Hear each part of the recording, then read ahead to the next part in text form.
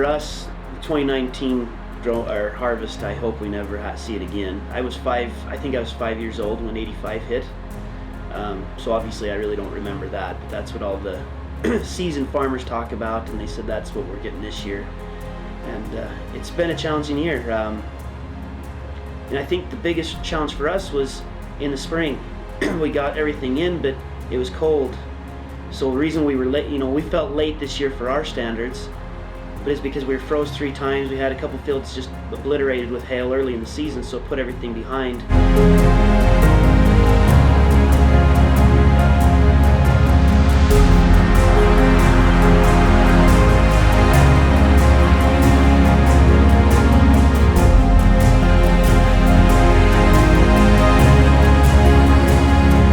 So, harvest 2019 for us. It started out a good harvest. The weather was favorable for us to work our normal daylight hours. We didn't have to do a bunch of weird hours trying to work around temperatures for that first week.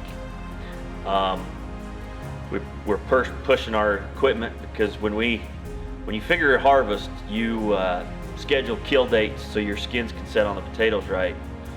And you want everything to work perfect. You schedule to do so many acres a day. You want everything to work out right, so you make the right dates, so you can maximize your growing potential, to maximize size, yield, and everything else. So when that comes, you rely on your equipment quite a bit, and you rely on help, and it takes a lot to make it work. I call it an organized circus for 2 weeks, because it's everything you got is riding on the table of what happens in those 2 weeks.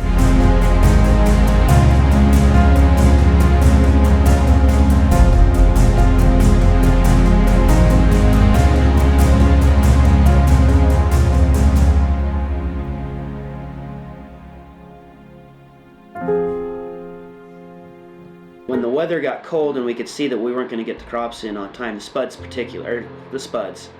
that got really desperate, probably isn't the right word, but that got really scary, because you can sit down and do simple math and say I can dig X acres per hour and I've got X hours till the frost comes, and you figure out how many you still have in the field, and there was no way it was going to happen. Mm-hmm. So from my perspective, that's, I guess, where you go to work, you work as hard as you can, and you have faith. And it's sensitive to me. I shouldn't say sensitive, but it's touching to me is the better word.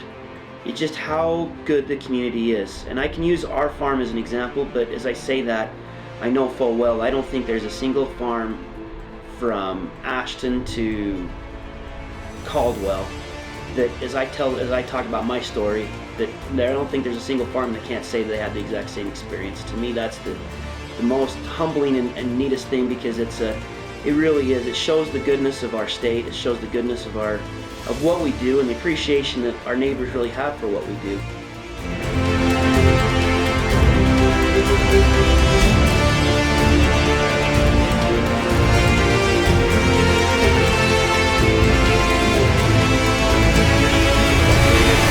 It worked out. Monday and Tuesday we were able to dig enough spuds on those 2 days that we finished Tuesday night about, I think it was 11 o'clock or something like that, just before this big storm moved in. So we dug more spuds in those 2 days than we usually takes us about 3 days to dig what we dug in those 2 days. Our equipment just clicked and everything was good. And so the next morning we woke up and come to work, and all our equipment was froze. There was snow on the ground, the wind was blowing, and it was cold. And so before we started for the day, we made comments, and we mentioned, well, should we check around to make sure our neighbors are done? Because, everybody's livelihood, this whole area that we live in here is all agriculture. It all depends on the weather, and you don't wish bad on anybody. So my dad started calling around and checking with people, and we found one neighbor that says, I don't really want any help or need it, but I do got some spuds.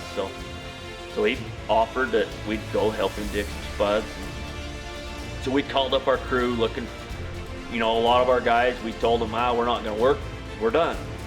But once we found this, the opportunity to go help a neighbor, we called a lot of these guys, and a lot of everybody says, okay, we'll be there. Even though we were up till midnight, 1 o'clock the night before, finishing up, moving equipment so we could be done, everybody was willing to come in and help. And so while we were doing that, we talked to some other neighbors that were finishing up the same time we were. And within a few hours, we had full crews to dig potatoes. We had truck drivers, we had trucks, we had the diggers, we had sorting crews of people that don't even have anything to do with spuds. There was people in the community that just knew that there was a need there, and everybody come together and was able to go help a neighbor. And we just, you feel bad you can't help everyone, but it was a pretty neat experience because our whole community, everybody come together as friends, and we put together a crew, and we were able to go help a guy that it helped save the situation, because it just kept the spuds from getting froze, and it worked out really well for everybody. And it was a neat experience to see a community come together like that, because it wasn't just one person's act. There was a lot of people involved, a lot of different people, and a lot of people sacrificed to do it. So in all, I'd say our harvest was one to be remembered because of the weather's turn. We're used to bad weather and harvest, but nothing like that. Big drastic changes. We always get some, but nothing that drastic. So it was neat to have a memory like that and see how everybody can come together and help. And our harvest went well, and it was good all the way around. And it's neat to have it to end with a good story like that. And it was a good year. We'll see what happens next year. I was fortunate enough to be behind our crew in another vehicle. I was just headed to town as they were moving all their equipment down to the neighbor's field. And we had 3 harvesters and 6 windrowers all in a line in the middle of a snowstorm. And it was just really, really cool. It was just the look of all those tractors with all of their flashing lights. We're right in the middle of a blizzard in October, and everybody's livelihood was on the line. And so I just thought it was really neat to see the sense of camaraderie. And so I decided to take a video of it, because to me it looked really neat, and it just kind of showed what neighbors are all about, the definition of being a good neighbor.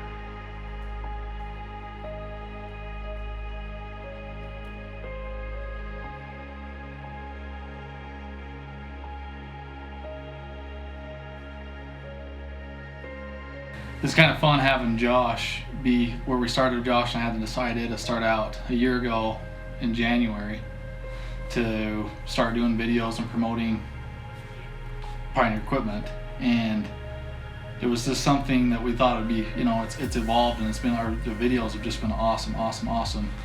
And we've reached out, like our biggest thing is we wanted to kind of promote Pioneer, but just like you just said, what we were able to do like this year and what we were able to see, it wasn't about like the video of promoting Pioneer equipment. It wasn't about just us. It was about like the farmer and how much we care about and how grateful we are to have farmers around and be part of that.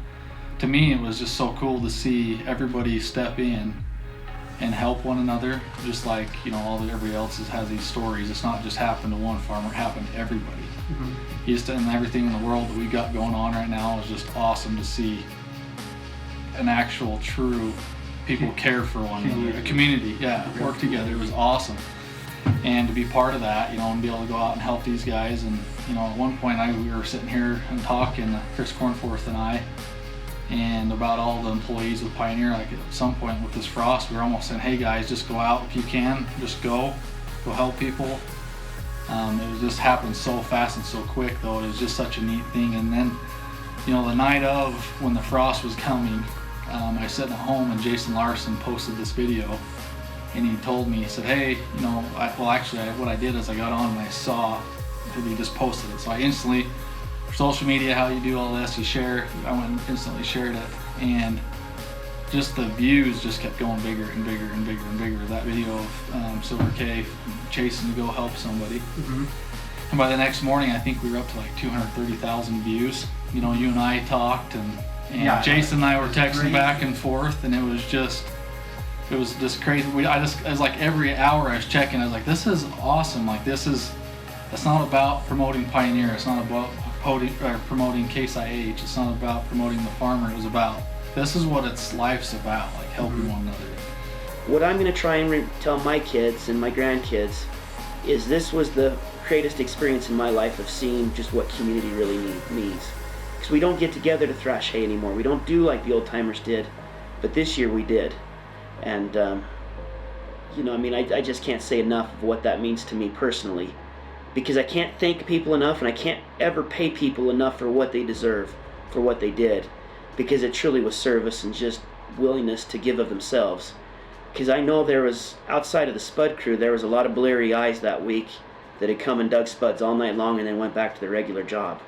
And they just did it. There was no one wanted a parade thrown for them. Nobody wanted it. They just came and they just put their heads down and went to work. And like I say, I can't say enough for just what that means to me.